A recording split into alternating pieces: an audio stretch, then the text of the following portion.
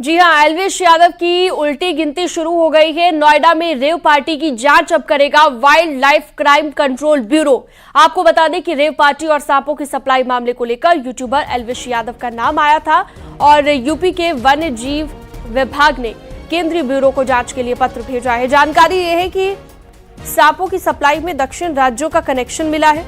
One विभाग ने case कर जांच के लिए अलग अलग कमेटी भी बनाई है।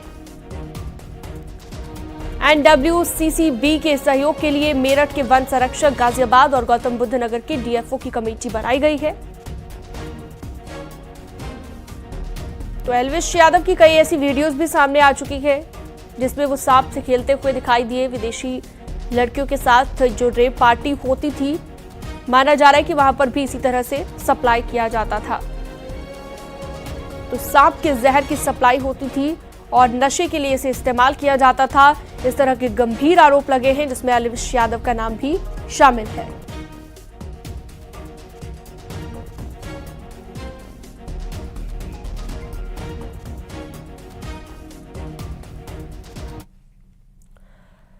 और इससे पहले कल एल्विश को पकड़े जाने की एक्सक्लूसिव तस्वीरें कोटा से सामने आई। राजस्थान के कोटा में एल्विश यादव को पुलिस ने चेकिंग के दौरान पकड़ा था। उसे डिटेन भी किया गया लेकिन बाद में उसे छोड़ दिया गया।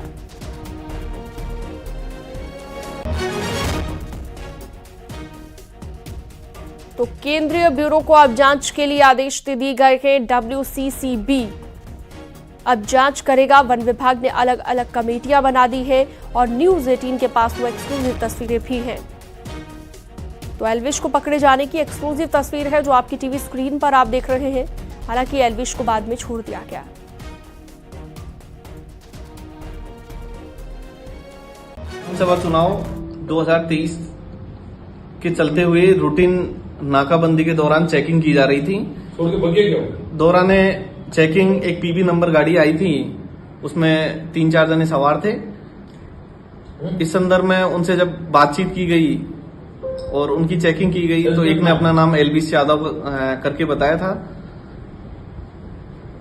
एल्विश यादव को ये पता चला कि नोएडा में कोई प्रकरण दर्ज है। इस संदर्भ में हमने नोएडा में संबंधित थाने के DCP साहब और ACP साहब से बातचीत करके और अभी वो वांटेड नहीं होने से उनके द्वारा बताया गया कि प्रकरण अभी इन्वेस्टिगेशन में है और उनको आवश्यकता नहीं होने से हमने इनको रिलीज कर दिया। और चलिए इसमें ज्यादा जानकारी के लिए रुक करते हैं। फराह खान हमारे साथ जुड़ चुकी हैं। फराह खान से जानते हैं कि आखिरकार अब इस मामले को लेकर और क्या अपडेट है। फराह, एक तो मुश्किलें इसलिए बढ़ गई हैं एल्विश यादव की क्योंकि केंद्रीय ब्यूरो अब जांच करेगा। वन विभाग ने कई कमेटियां भी बना दी है, ये भी जानकारी मिली है। अब किस तरह से काम किया जाएगा इस पूरे मामले पर, क्या प्रोसेस रहेगा और किस तरह से मुश्किलें बढ़ सकती है उन सभी लोगों की जिन जिन के नाम इसमें आए हैं, चाहे वो एल्विश यादव भी हो। बिल्कुल शीनाम, देखिए एल्विश यादव के लिए जो मुश्किलें हैं वो खड़ी हो गई हैं। लगातार ये जो मामला है वो तूल पकड़ता जा रहा है और साफ तौर से अब जो है इसमें एक नया मोड़ आया है कि रेव पार्टी की जो जांच है वो wild life crime control bureau करेगा। इसके लिए तमाम कमेटी बनाई गई है, चाहे वो मेरठ की बात की जाए, गाजियाबाद की बात की जाए और गौतम बुद्ध नगर की बात की जाए। तो वन विभाग जो है वो पूरी तरीके से जांच करेगा। अब मैं आपको एक बात और बता दूं कि इसके साथ साथ जो है वो और लोगों के लिए भी संकट जो है वो खड़ा हो सकता है, क्योंकि देखिए एल्विश यादव की भी पहले कुछ वीडियोस और पिक्चर्स जो हैं वो सामने आए हैं, लेकिन अब जो फाजिलपुरी एक सिंगर है उनका एल्विश यादव के साथ एक वीडियो जारी हुआ है जिसमें वो दोनों एक सांप के साथ नजर आ रहे हैं। तो लगातार जो है ये पूरा जो मामला है वो नया मोड़ देखते हुए मिल रहा है और साफ तौर पर अभी देखा गया था कि एल्विश यादव की गिरफ्तारी भी हुई थी कोटा राजस्थान से। तो अब बड़ी बात यह है कि जिस तरीके से अब ये वाइल्ड लाइफ कंट्रोल ब्यूरो जो है ये पूरी तरीके से जांच करेगा, कमेटी बनाई गई है, क्योंकि अब जो है वो पूरा मामला तो दर्ज कर दिया गया है, लेकिन ये देखा जा रहा है कि जो जिस तरीके से ये पूरा रेव पार्टी का मामला है इसमें सारे जो है वो चीजें देखी जाएंगी कि गौतम बुद्ध नगर में किस तरीके से ये पार्टी हो रही थी, कौन इसमें शामिल है और एल्विश यादव, जिस तरीके से एल्विश यादव ने कुछ दिनों पहले जो है वो अपना रुख भी सामने रखा था कि उनका। ठीक है फराह, मैं आपके पास लौटूंगी दोबारा से, फिलहाल आपको रोकना चाहूंगी। इसी बीच एक बड़ी खबर आ रही है, नोएडा से जुड़ी बड़ी खबर। सिंगर फाजिलपुरिया की बढ़ सकती है मुश्किलें, सांप के साथ शूटिंग, जहर तस्करी केस और एल्विश और फाजिलपुरिया का पुराना वीडियो कोई सामने आ गया है। वीडियो में दोनों साथ में नजर आ रहे हैं। दोनों ने सांप के साथ ये वीडियो बनाया है। फाजिलपुरिया पर भी मामला दर्ज हो सकता है। फराह हमारे साथ लगातार जुड़ी हुई हैं। फराह, एक के बाद एक खुलासे हो रखे हैं और इस बीच सिंगर फाजिलपुरिया की मुश्किलें भी बढ़ सकती है, यानी उन पर भी अब मामला दर्ज हो सकता है, क्योंकि कई लोगों के नाम पहले सामने आ चुके हैं। कह सकते हैं कि अभी पर्दे खुलना बाकी है। एक बड़ा गिरोह ये हो सकता है और कई और लोगों के नाम इसमें शामिल हो सकते हैं। बिल्कुल शीनम, एल्विश यादव के लिए तो देखिए मुश्किलें सामने है ही, लेकिन जैसे जैसे इस पूरे मामले में पर्दे खुलेंगी, जैसे जैसे ये पूरा मामला इन्वेस्टिगेट होता जाएगा, पूरी जांच टीम बैठेगी, जिस तरीके से कमेटी बनाई गई है, तो उसके बाद और लोग भी जो हैं वो इसमें शामिल हो सकते हैं। जैसे थोड़ी देर पहले मैं आपको ठीक बता ही रही थी कि फाजिलपुरिया और एल्विश यादव का जो है वो एक साथ वीडियो जो है वो वायरल होने लगा है, जिसमें वो दोनों सांप के साथ नजर आ रहे हैं। तो फाजिलपुरिया पर भी जांच हो सकती है और इस तरीके से काफी लोग, क्योंकि जैसे आपने भी कहा, एक गिरोह सामने आ सकता है, क्योंकि धीरे धीरे इस तरीके के वीडियो वायरल होने लगे हैं। एल्विश यादव के पहले हमने वीडियोस देखे थे कि वो ऐसे वीडियो और पिक्चर्स वायरल हुए थे।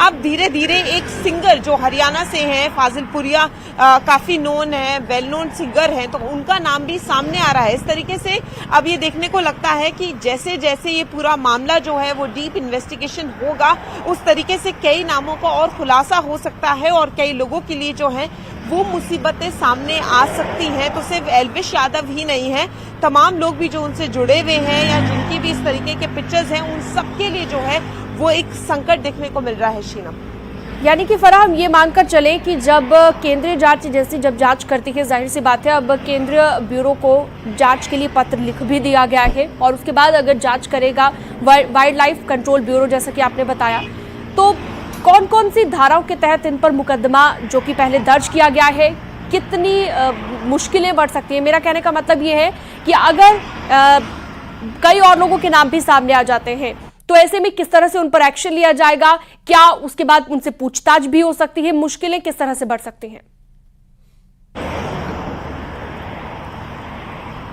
देखिए शीनम, पीपल ऑफ इंडिया जो ट्रस्ट है उसकी तरफ से जो है वो पीपल फॉर इंडिया जो ट्रस्ट है उसकी तरफ से एक मामला दर्ज किया गया और उसके बाद जो है वो लगातार एल्विश यादव का नाम सामने आया और उसके बाद जो है वो जांच उस तरीके से हुई। हालांकि एक वीडियो सामने आया और उसके बाद गिरफ्तारी भी हुई एल्विश यादव की।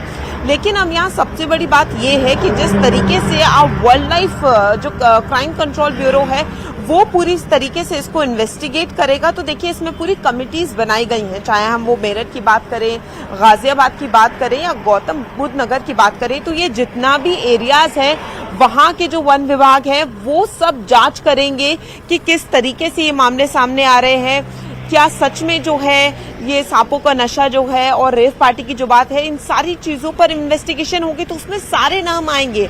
अभी शुरुआत एल्विश यादव से हुई है, लेकिन आगे ये भी माना जा सकता है कि जितने भी लोग एल्विश यादव से जुड़े होंगे ये एक पूरा गिरोह हो सकता है।